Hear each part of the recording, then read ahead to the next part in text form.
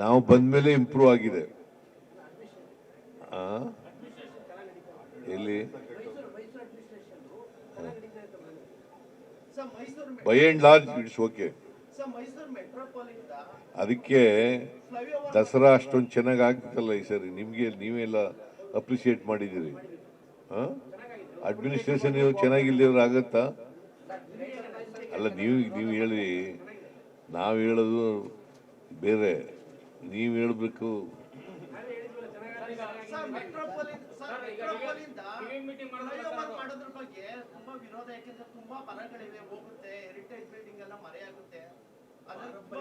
ನೋಡೋಣ, ಇನ್ನೂ ಅಂತಿಮವಾಗಿ ತೀರ್ಮಾನ ಮಾಡಿಲ್ಲ. ಪ್ರಿಲಿಮಿನರಿ ಡಿಸ್ಕಷನ್ ಆಗ್ತಿದೆ. ಕ್ಯಾಬಿನೆಟ್ ಮುಂದೆ ಬಂದಾಗ ಚರ್ಚೆ ಮಾಡಿ ತೀರ್ಮಾನ ತಗೊಳ್ತೀವಿ. ಆಮೇಲೆ ಈ ನೋಡು, ಎಷ್ಟೋ ವರ್ಷಗಳಿಂದ ಮಾರ್ನಿಸ್ ಕಾಲೇಜು ಹಾಸ್ಟೆಲು ಮಾಡಿರಲಿಲ್ಲ. ಇದನ್ನ ಮಾಡ್ತಾ ಇದ್ದೀವಿ ನಾವು.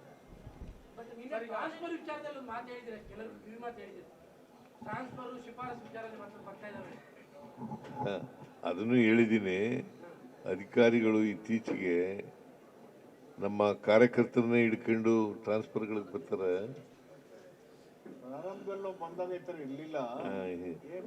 ನಾನು MLA ಆದ ಹೊಸದರಲ್ಲಿ ಈ ಥರ ಎಲ್ಲ ಇರಲಿಲ್ಲ. ಇತ್ತೀಚಿನ ದಿನಗಳಲ್ಲಿ ಇದು ಎಲ್ಲ ಅಧಿಕಾರಿಗಳಲ್ಲ, ಕೆಲವು ಅಧಿಕಾರಿಗಳು ಜಾಸ್ತಿ ಆಗ್ತಾ ಇದೆ.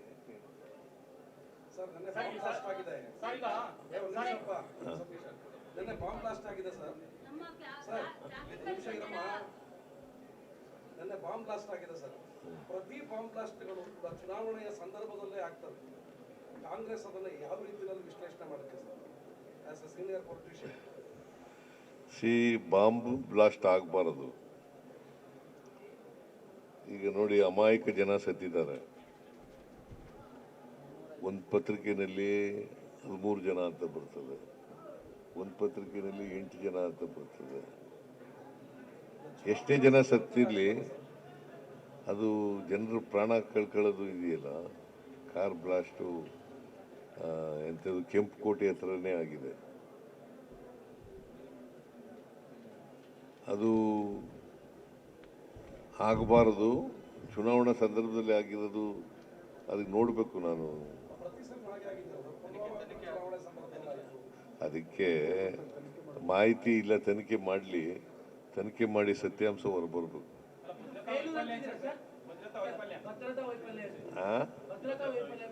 ಇಲ್ಲ, ನಾನು ಇನ್ನೂ ಅದ್ರ ಬಗ್ಗೆ ತನಿಖೆ ಮಾಡಿಸ್ಬೇಕು. ಮಾಹಿತಿ ಎಲ್ಲ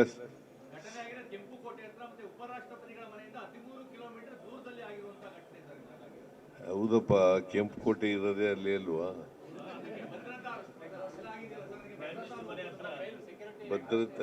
ಭದ್ರತಾ ಫೇಲ್ಯೂರಿಂದ ಆಗಿದೆ. ಈಗ ನಾನು ನಿನ್ನೆ ಹೇಳಿದ್ದೀನಿ,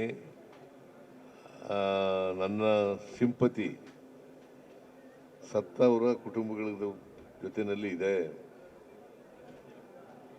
ಅಂತ ಹೇಳಿದ್ದೀನಿ. ಈಗ ಸದ್ಯಕ್ಕೆ ಇಷ್ಟೇ ಹೇಳೋದು. ಭದ್ರತಾ ವೈಫಲ್ಯ ಆಗಿದೆಯೇ ಇಲ್ವಾ ಅಂತಕ್ಕಂಥದ್ದನ್ನು ನೋಡಬೇಕು. ಇವತ್ತು ಚುನಾವಣೆ ನಡೀತಾ ಇದೆಯಲ್ಲ,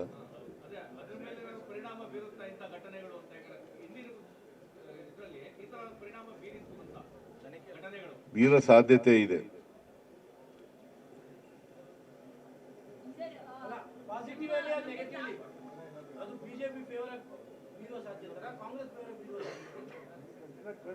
ಬಿಜೆಪಿ ವಿರುದ್ಧ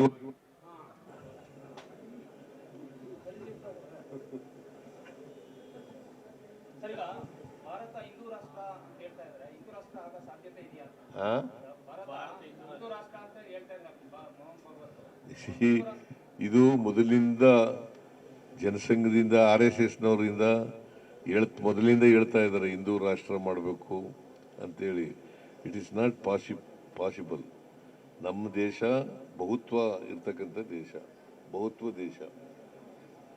ಇಲ್ಲಿ ಎಲ್ಲ ಧರ್ಮಗಳಿದ್ದಾವೆ, ಜಾತಿಯವರಿದ್ದಾರೆ, ಎಲ್ಲ ಸಂಸ್ಕೃತಿಗಳಿದ್ದಾವೆ, ಎಲ್ಲ ಭಾಷೆಗಳಿದ್ದಾವೆ.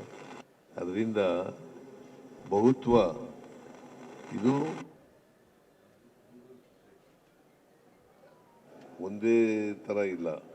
ಅದರಿಂದ ಎಲ್ಲರನ್ನೂ ಒಳಗೊಳ್ತಕ್ಕಂಥ ದೇಶ ಆಗಿರೋದ್ರಿಂದ ನಾವು ಅದಕ್ಕೆ ಬಹುತ್ವ ದೇಶ ಅಂತ ಕರಿತೀವಿ. ತಾಳಪ್ಪ ಹೆಣ್ಮಗಳು, ತಾಳ್ರಿ.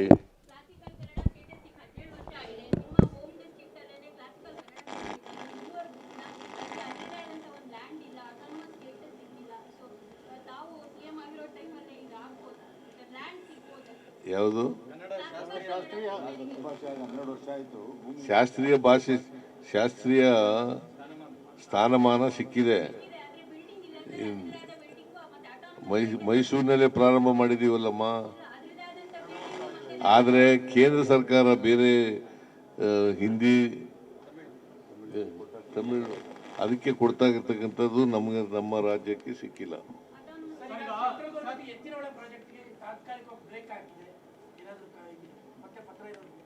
ಯಾವುದು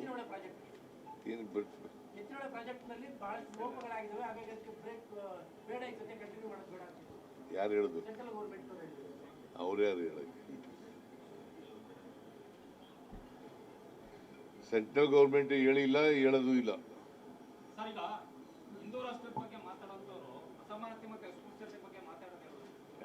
ಹಿಂದೂ ರಾಷ್ಟ್ರದ ಬಗ್ಗೆ ಮಾತಾಡುವಂತವ್ರು ಅಸಮಾನತೆ ಮತ್ತೆ ಅಸ್ಪೃಶ್ಯತೆ ಬಗ್ಗೆ ಮಾತಾಡೋದಿಲ್ಲ. ಅದ್ರ ಬಗ್ಗೆ ಮಾತಾಡಲ್ಲ. ಯಾಕಂತಂದ್ರೆ ಅಸಮಾನತೆ ಬಗ್ಗೆ ಮಾತಾಡ್ತಾ ಇಲ್ಲ, ಅಸ್ಪೃಶ್ಯತೆ ಬಗ್ಗೆ ಮಾತಾಡ್ತಾ ಇಲ್ಲ, ಹಿಂದೂ ರಾಷ್ಟ್ರದ ಬಗ್ಗೆ ಮಾತಾಡ್ತಾರೆ. ಬರೀರಿ ನೀವು.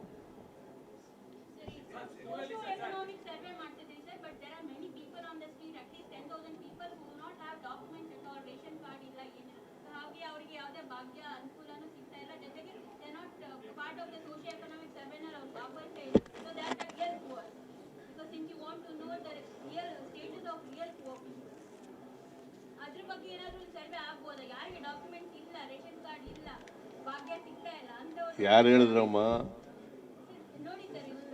ನೋಡಮ್ಮ, ಕೇಂದ್ರ ಸರ್ಕಾರ ಕೊಡ್ತಕ್ಕಂಥದ್ದು ಬರೀ 5,000 ಚಿಲ್ಲರೆ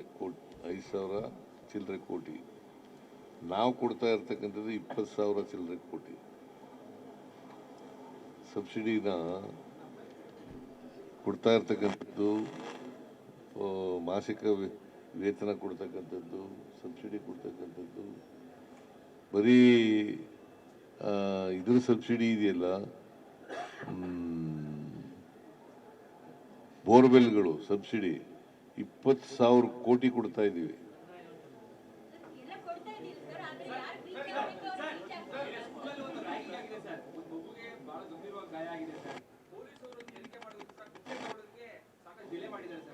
ಏನ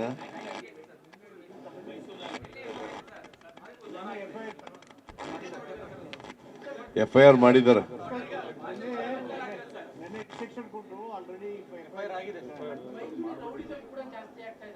ಅದಕ್ಕೆ ಈಗ ಕ್ರಮ ತಗೋಬೇಕು ಅಂತ ಹೇಳಿದ್ದೀನಿ.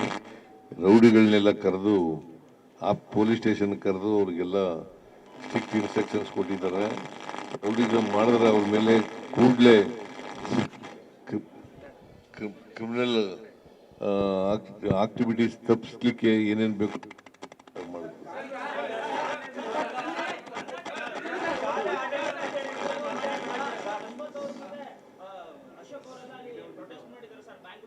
ಏನಂತ ಡೆಲ್ಲಿಗೆ ಹೋಗಿ ಪ್ರೊಟೆಸ್ಟ್ ಮಾಡಲಿ. ಬ್ಲಾಸ್ಟ್ ಆಗಿದೆಯಲ್ಲಪ್ಪ, ಡೆಲ್ಲಿಗೆ ಹೋಗಿ ಪ್ರೊಟೆಸ್ಟ್ ಮಾಡಲಿ.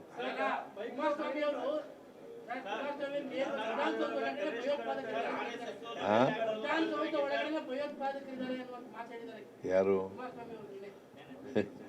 ಅದಕ್ಕೆಲ್ಲ ಉತ್ತರ ಕೊಡಕ್ ಹೋಗಲ್ಲ.